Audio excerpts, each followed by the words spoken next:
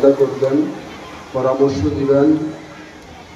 আমি মাওলানা শাহ আলম আল কাদরি সাহেবের কথার জের ধরে একটা জিনিস টানতেছি। উনি বলছেন যে রাসূলুল্লাহ সাল্লাল্লাহু আলাইহি সাল্লামের রোজা মুবারকে সকালে 70,000, বিকালে 70,000 ফেরেশতা কি করে সালাম দেয়, ঝুরুস করে।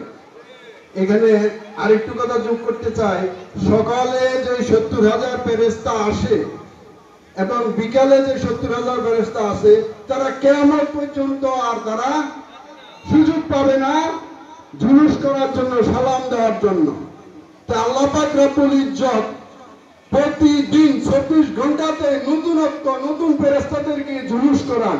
আমরা কি নতুনত্বভাবে সামনে এগিয়ে যেতে পারি না? তো এগিয়ে যাওয়ার জন্য আমাদের কি দরকার?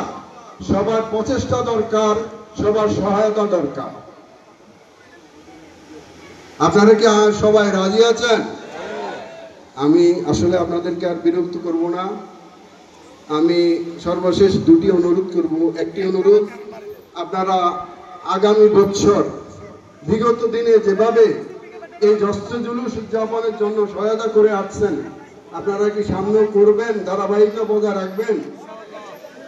আরেকটি অনুরোধ রাখবো, 12 রবিউল আউয়াল সকালবেলা, এটা আমরা বলি সকল ঈদের সেরা ঈদ। এই ঈদের দিনে আমরা আমাদের পরিবারদেরকে নিয়ে সামান্য মিষ্টান্ন, এই 1 কেজি সেমাই চিনি যদি কিনে নিয়ে আমরা একটু ফ্যামিলিগতভাবে জুলুস করি, কেমন হয়? ভালো হয় না? আমরা কি এটা করতে পারি? সবাই নারে